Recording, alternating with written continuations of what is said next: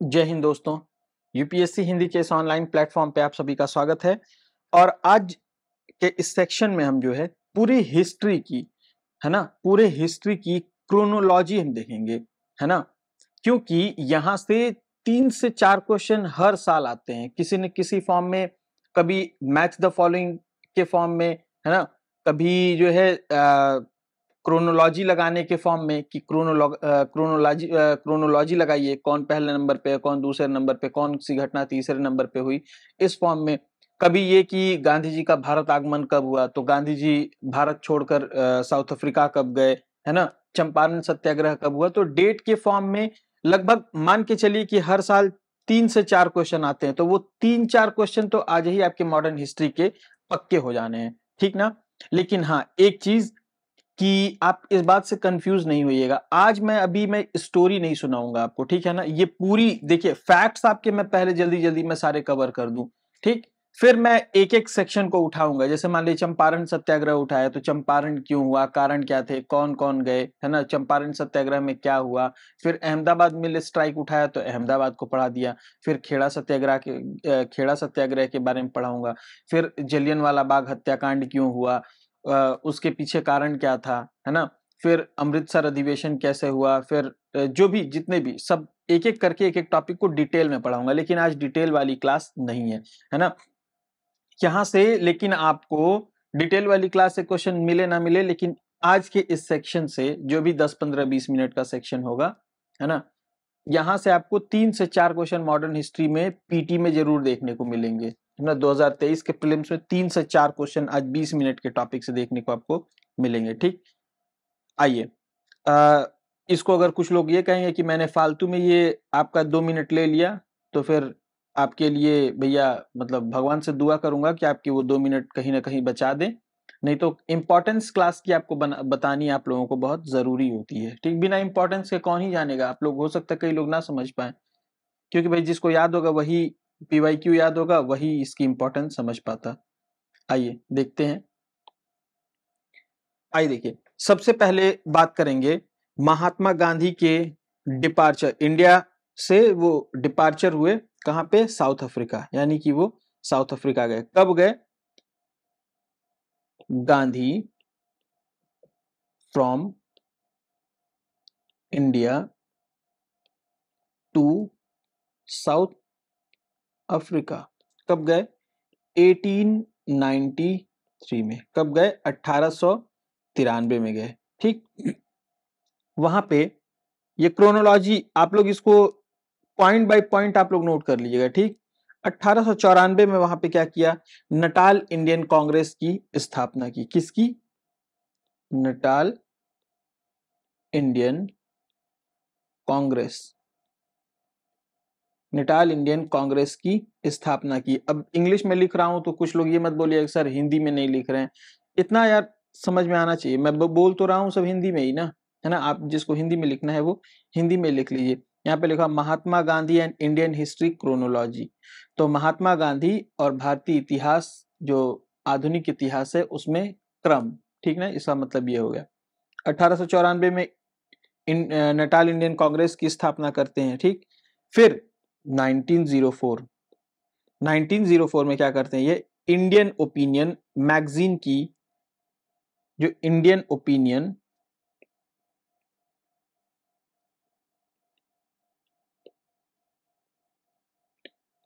Magazine की foundation, ठीक। इसके बाद क्या करते हैं, एस्टैब्लिश करते हैं वो अपना फोनिक्स फार्म,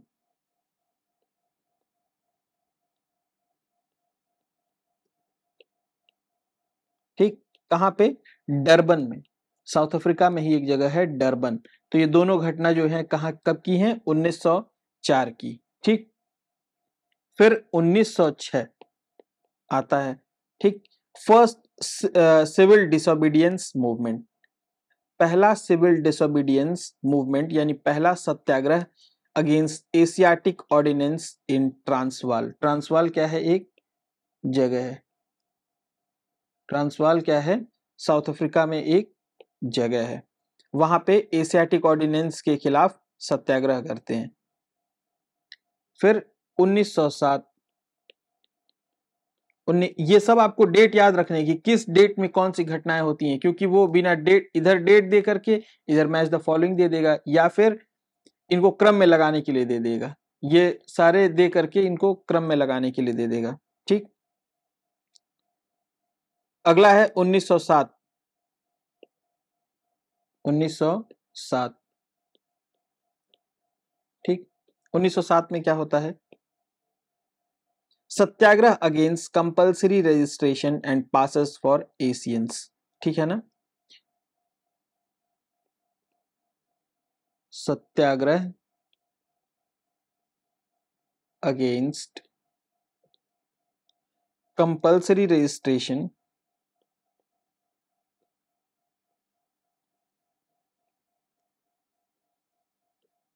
रजिस्ट्रेशन का मतलब समझ, पंजीकरण, मतलब इंडियंस को कंपलसरी था पंजीकरण कराना वहां पे एशियंस को। ठीक है ना? जिसको ब्लैक एक्ट भी कहते थे। ठीक है, तो ये क्या किया, रजिस्ट्रेशन को समाप्त करवाया, इसके अगेंस्ट उन्होंने सत्याग्रह किया। ये भी कहाँ था? ट्रांसवाल में ही, ट्रांसवाल में ही था। ठीक, नेक्स्ट बारी आती है 1908 की। 1908 में पहली बार गांधी जी को जेल होता है जोहानसबर्ग जेल में।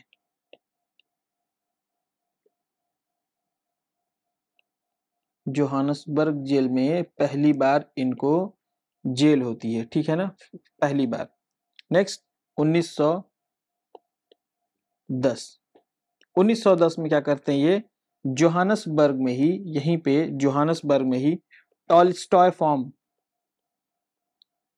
टॉलस्टॉय फार्म की एस्टैब्लिशमेंट, स्थापना क्या करते हैं, जिसको हम लोग बाद में क्या बोलते हैं, इसको गांधी आश्रम, गांधी आश्रम बोलते हैं। ठीक, उसके बाद 1915 की बारी आती है। 1915 में ये भारत आ जाते हैं। किस दिन आते हैं? 9 जनवरी 1915 को ये भारत आ जाते हैं। भारत में किस स्थान पे आते हैं? मुंबई में। ठीक, वहां पे क्या करते हैं, अहमदाबाद के पास सत्याग्रह आश्रम, सबसे पहले सत्याग्रह आश्रम की स्थापना करते हैं। ठीक है ना? उसको एस्टैब्लिशमेंट करते हैं उसकी। ठीक, इसके बाद ये आश्रम जो है 1917 में, 1917 में ये आश्रम क्या होता है, शिफ्ट हो जाता है साबरमती में, साबरमती के पास।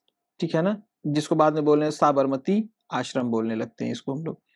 ठीक, नेक्स्ट उसके बाद 1917 अप्रैल, अप्रैल में चंपारण सत्याग्रह करते हैं। चंपारण सत्याग्रह, अभी सिर्फ क्रोनोलॉजी चल रही है। ठीक है ना? चंपारण सत्याग्रह, अभी बस आप क्रोनोलॉजी एक तरह से दिमाग में रख लें, ताकि जब मैं हिस्ट्री पढ़ाऊंगा तो आपको क्रोनोलॉजी भी याद हो जाएगी अपने आप तब तक, और फिर तब स्टोरी पढ़ाऊंगा कि चंपारण सत्याग्रह कौन क्यों हुआ, कब हुआ, है ना, कौन कौन इनके साथ में खड़े थे उस टाइम में। ठीक, और जो चंपारण सत्याग्रह है ये, तो स्टोरी नहीं पढ़ा रहा हूं अभी। ठीक ना? ये बात ध्यान रखिएगा। Champaran Satyagraha was first civil disobedience movement, ये पहला सिविल डिसोबीडियंस मूवमेंट था ये। ठीक,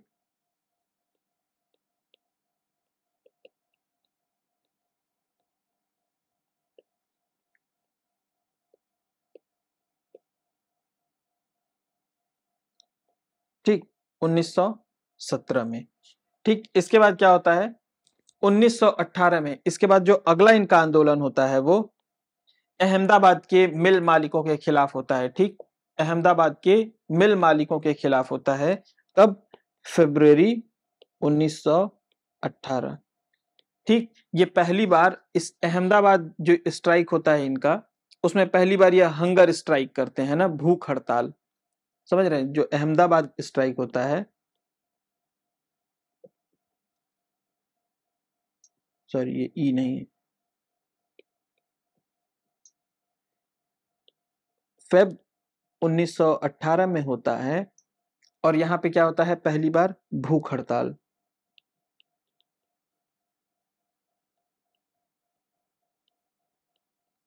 ठीक है ना।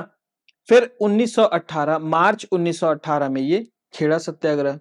इसके बाद अहमदा के बाद आएगा खेड़ा, ठीक है ना, क्योंकि ये मार्च 1918 की बात है, खेड़ा सत्याग्रह।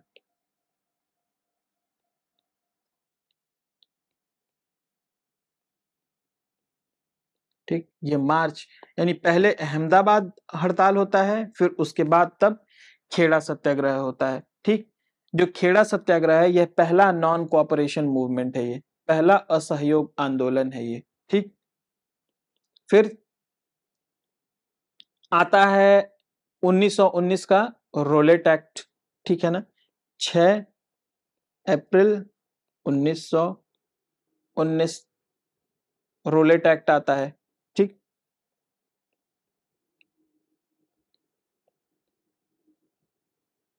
रोलेट एक्ट पारित होता है। यहां से यहां तक, मतलब इसके आगे भी गांधी कंटिन्यू रहेंगे, लेकिन चूंकि ये गांधी का शुरुआती फेज था तो इसको हमने गांधी में इंक्लूड कर लिया। ठीक ना, इसके बाद जो है, इसके बाद का एक सेकेंड फेज, सेकेंड टर्म हम लोग देखते हैं, पूरी हिस्ट्री को हम लोग कंटिन्यू कर लेते हैं। ठीक, कि हिस्ट्री में कैसे कैसे, ये सिर्फ गांधी वाला था, गांधी आगे कंटिन्यू करते रहेंगे। ठीक है ना, जैसे गांधी जो अगला वो किए थे 1900, एक बार इसको भी देख ही लेते हैं ना। रोलेट एक्ट होता है। ठीक, फिर उसके बाद 13 अप्रैल 1919 को जलियनवाला बाग हत्याकांड। ठीक है ना, जलियनवाला बाग हत्याकांड होता है। ठीक, उसके बाद गांधी जी को नवंबर 1919 में ऑल इंडिया खिलाफत कॉन्फ्रेंस का क्या किया जाता है, प्रेसिडेंट घोषित कर दिया जाता है। ऑल इंडिया खिलाफत कॉन्फ्रेंस का प्रेसिडेंट घोषित कर दिया जाता है। ठीक, उसके बाद 1924 में जो कांग्रेस का बेलगाम सेशन होता है, बेलगाम सेशन होता है, उसमें गांधी जी को प्रेसिडेंट बनाया जाता है। ठीक, और ये एकमात्र बार हुआ था जब गांधी जी प्रेसिडेंट बने थे कांग्रेस के। ठीक है ना, कब, 1924। यहां से प्रश्न आया हुआ है, बेलगाम कहाँ पे है, कर्नाटका में है। कहाँ पे है, कर्नाटका में है।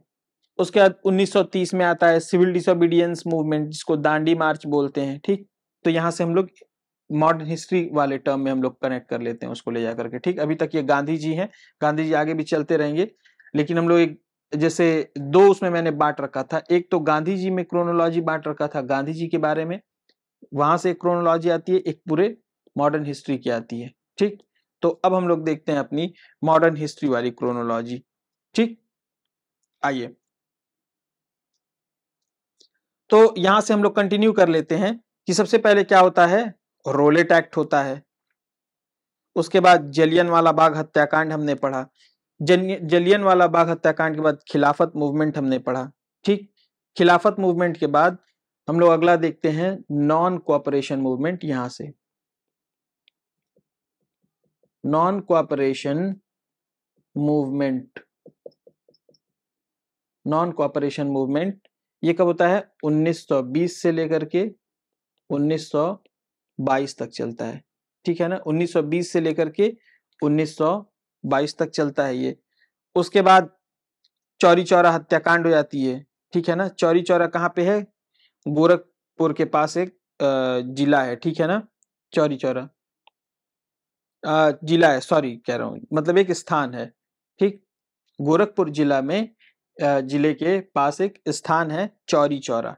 ठीक, देवरिया जाते टाइम रास्ते में पड़ता है ये, है ना। ये कब होता है, 5 फेब 1922 को, 5 फेब 1922 को चौरी चौरा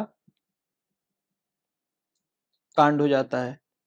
ठीक, गांधी जी को बहुत बुरा लगता है कि इनका जो नॉन कोऑपरेशन मूवमेंट है वो यहाँ पे क्या करते हैं, मतलब जा करके वहां पे एक थाने वाने को लोग जला देते हैं, तो गांधी जी को मतलब अच्छा नहीं लगता है। गांधी जी अपने सारे मूवमेंट जो है वापस ले लेते हैं।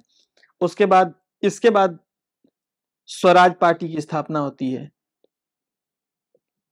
स्वराज पार्टी की स्थापना होती है कब? 1923 में, ठीक है ना। 1923 में मोतीलाल नेहरू, सीआर दास और एनसी केलकर मिलकर इसको करते हैं। तो अभी उनके बारे में हम लोग नहीं पढ़ेंगे क्योंकि अभी बस हम क्रोनोलॉजी देख रहे हैं ताकि हमारे 3-4 क्वेश्चन जो है यहीं से फिक्स हो जाए। स्वराज का पार्टी के बाद क्या होता है, अगला जो है जहां से प्रश्न आता है, साइमन कमीशन। साइमन कमीशन कब आता है? 1927 में। साइमन कमीशन कब आता है? 1927 में। उसके बाद इनके बहुत कहने आने पे कि अगर आप हमारी रिपोर्ट से सहमत नहीं है तो आप खुद कोई रिपोर्ट बना के दे दीजिए जिसमें सारे भारतीय संतुष्ट हों, ऐसा कोई रिपोर्ट। तो उनके चैलेंज पे नेहरू रिपोर्ट आती है, ठीक। नेहरू कमिटी की रिपोर्ट कब आती है? 1928 में, ठीक। इसके बाद क्या होता है? दांडी मार्च। जो क्रम आपको याद रखना है, इसके बाद दांडी मार्च। दांडी मार्च कब होता है?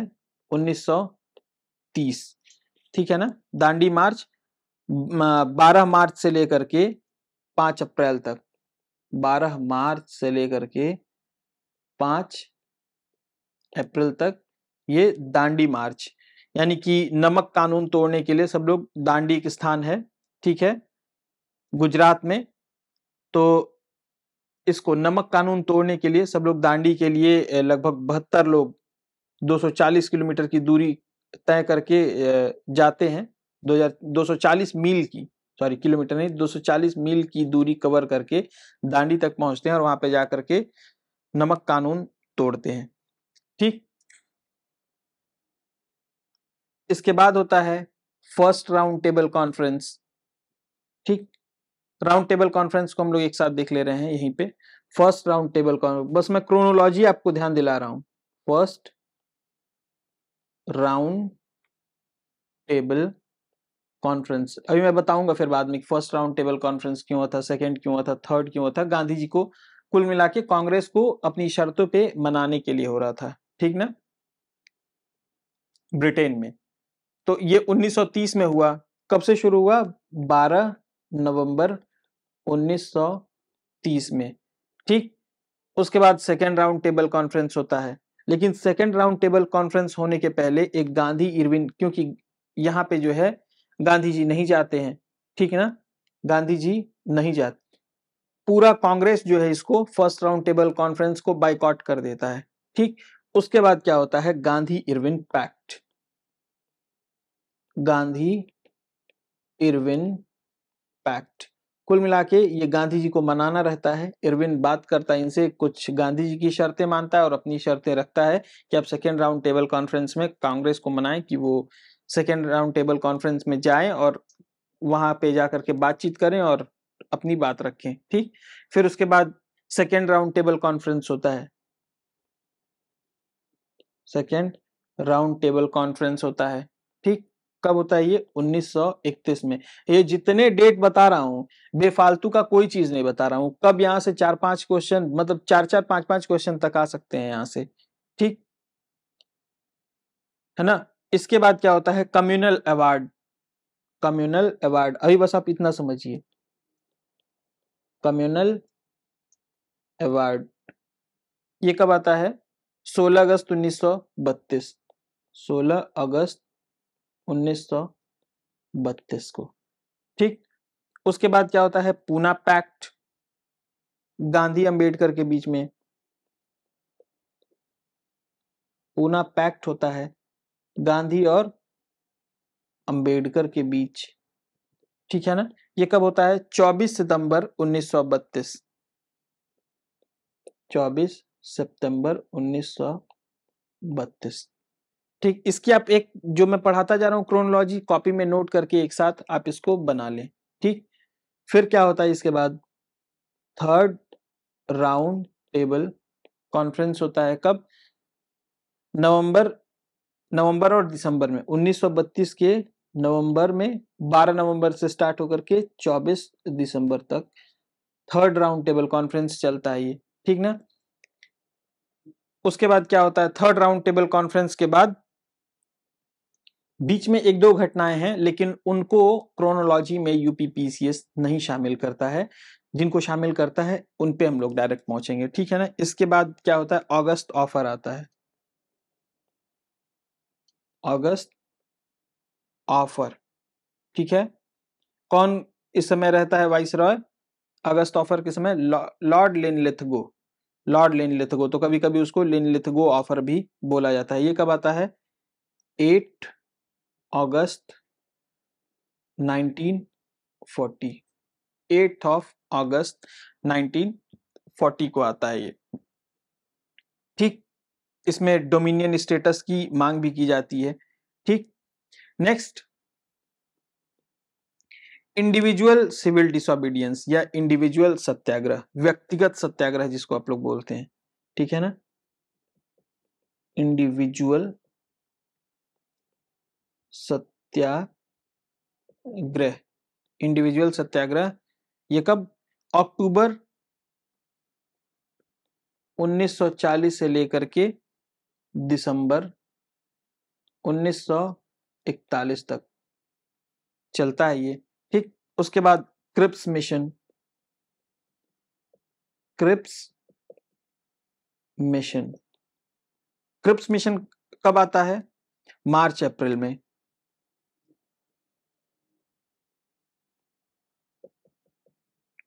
1942, ठीक है ना। क्रिप्स मिशन, इसमें क्या होता है कि एक भी भारतीय शामिल नहीं रहते हैं जब क्रिप्स मिशन आता है, ठीक है।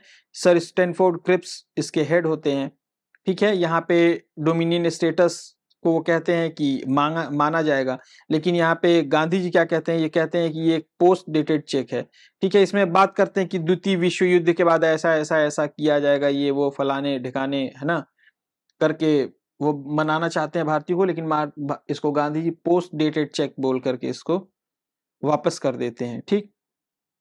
फिर आता है 1942, 8 अगस्त 1942 से quit India movement, quit India movement की शुरुआत होती है। हिंदी में भारत छोड़ो आंदोलन की शुरुआत होती है, ठीक है ना।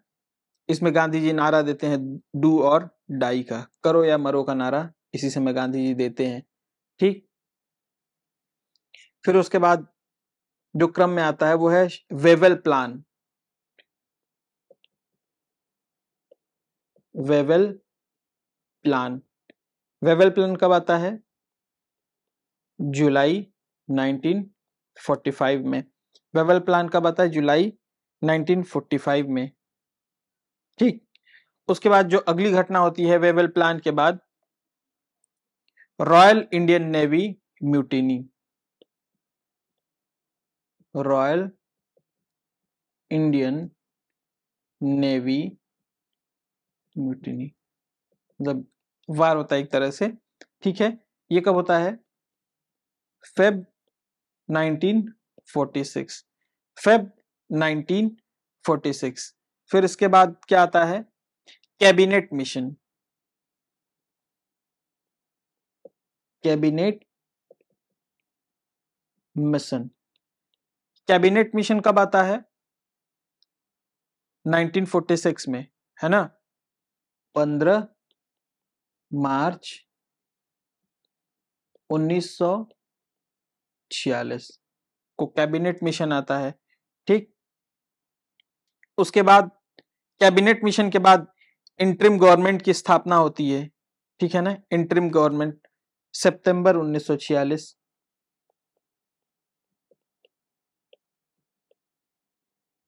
इंटरिम गवर्नमेंट, ठीक।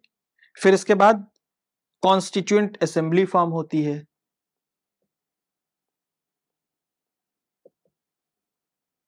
कॉन्स्टिट्यूएंट असेंबली फॉर्म होती है। कब फॉर्म होती है ये? दिसंबर 9 9 दिसंबर 1946, 9 दिसंबर 1946 को कॉन्स्टिट्यूएंट असेंबली फॉर्म होती है। उसके बाद 20 फरवरी 1947 को एटली का अनाउंसमेंट होता है। ब्रिटेन के पीएम होते हैं, एटलीज अनाउंसमेंट बोला जाता है, यानी एटली का अनाउंसमेंट, कि वो अनाउंसमेंट करते हैं कि भारत को अब आजादी दे दी जाएगी। ठीक,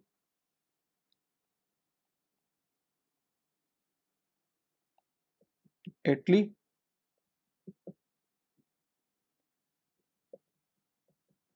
एटली का अनाउंसमेंट होता है। ठीक, उसके बाद माउंटबेटन प्लान,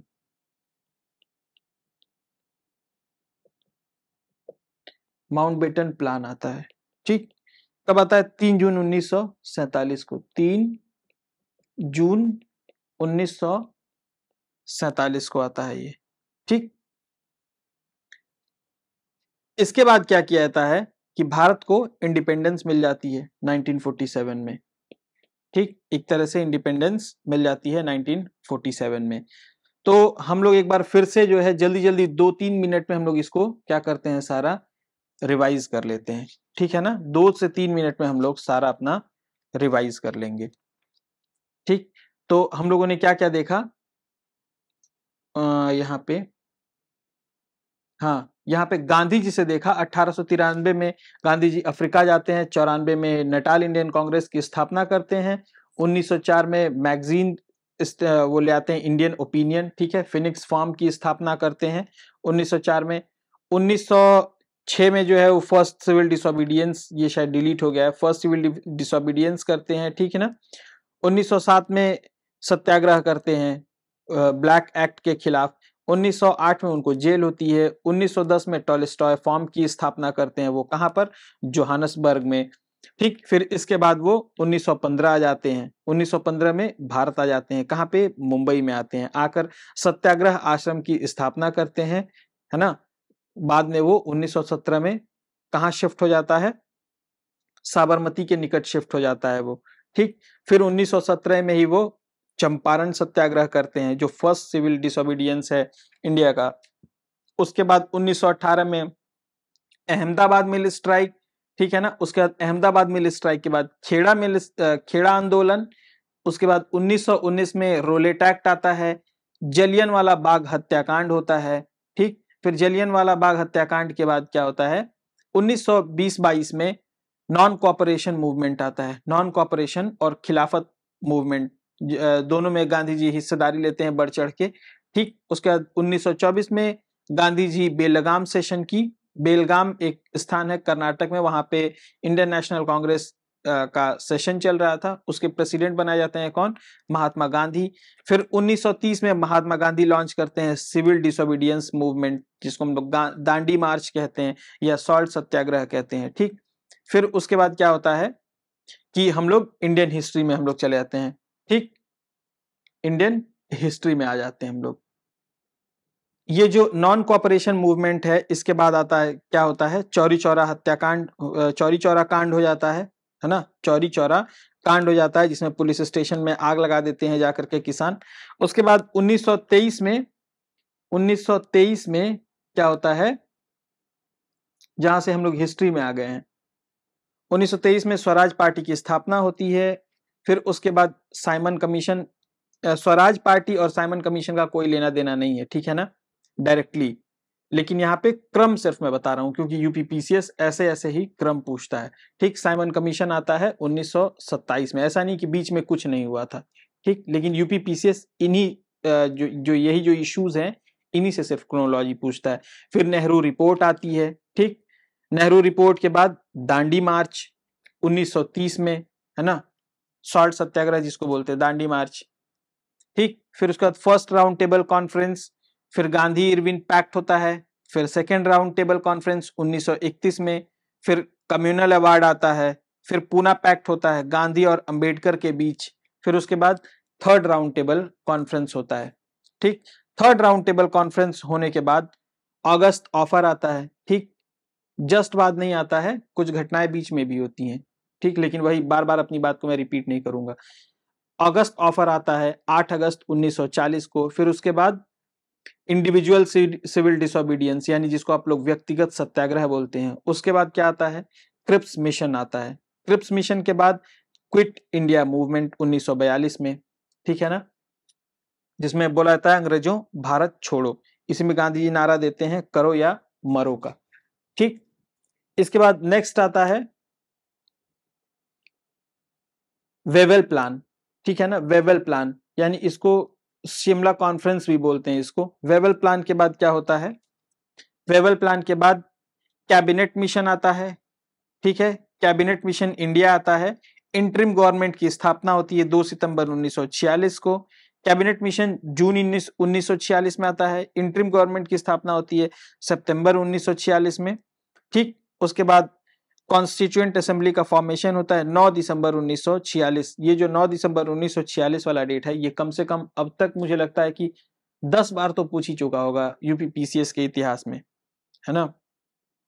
फिर उसका इटली का अनाउंसमेंट होता है। उसके बाद क्या होता है, माउंट बेटन, इटली का अनाउंसमेंट होता है 20 फरवरी 1947 को। फिर उसके बाद माउंट बेटन प्लान आता है।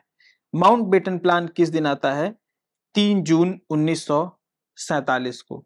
ठीक, उसके बाद भारत को आजादी मिल जाती है। ठीक है ना, 1947 में। फिर उसके बाद कश्मीर का क्या होता है, इंटीग्रेशन होता है ना, जिसमें ये सरदार वल्लभ भाई पटेल बहुत बड़ा रोल निभाते हैं। ठीक, तो ये थी आपकी सारी क्रोनोलॉजी। अब आपको क्या करना है, ये क्रोनोलॉजी पढ़ने के बाद आपको इधर डेट लिखना है। लेफ्ट साइड में आप अपनी कॉपी को ऐसे बांट लें। एक सेकेंड,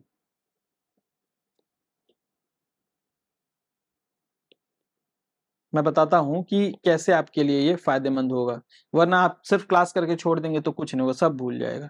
ठीक, कॉपी को इधर डेट्स और इधर इश्यूज क्या थे, ऐसे यहां पे डेट लिखिए और यहां पे इश्यूज। अब ये सपोज कीजिए कि आप बहुत सारे लोग स्टोरी पढ़ रखे होंगे या फिर स्टोरी में नेक्स्ट क्लासेस में सुनाने वाला हूं, तो आपको क्या करना है, अभी सिर्फ इनको आप बार बार देखते रहिए, 3 बार 4 बार 5 बार देखिए। और फिर उसके बाद PYQ देखिए, 10 साल का प्रीवियस ईयर क्वेश्चन उठाइए, देखिए कि कहीं उसमें से सिर्फ इन क्वेश्चन को छांट करके कर लीजिए। या फिर ऐसी भी बुक्स आती हैं जिसमें क्या होता है कि सिर्फ हिस्ट्री का ही होगा, उसमें से हिस्ट्री का छांट छांट के सारी क्रोनोलॉजी लगा डालिए। ठीक, इनको याद करना बहुत जरूरी है क्योंकि 3 से 4 प्रश्न आएंगे। तो आज के लिए इतना ही। इसमें आपको कोई इशू आ रहा होगा तो आप उसको बताइएगा, ठीक है ना। यूपी पीसीएस में जितने भी इश्यूज पे क्रोनोलॉजी पूछी जाती हैं वो सारी आपको आज कवर करा दी गई। ठीक, आज के लिए इतना ही। जय हिंद। टेस्ट सीरीज जरूर सॉल्व कीजिए आप लोग, बिना टेस्ट सीरीज सॉल्व किए तो सारी चीजें बेकार हो जाती हैं, है ना। टेस्ट सीरीज सॉल्व किए बिना वहां पे आप जाकर के ह्यूमन एरर करें, वहां पे आप जाके मानवीय भूल करें पेपर में, उसके पहले आप टेस्ट में ही वो सारे मानवीय भूल कर लें। ठीक, तो आज के लिए इतना ही। जय हिंद।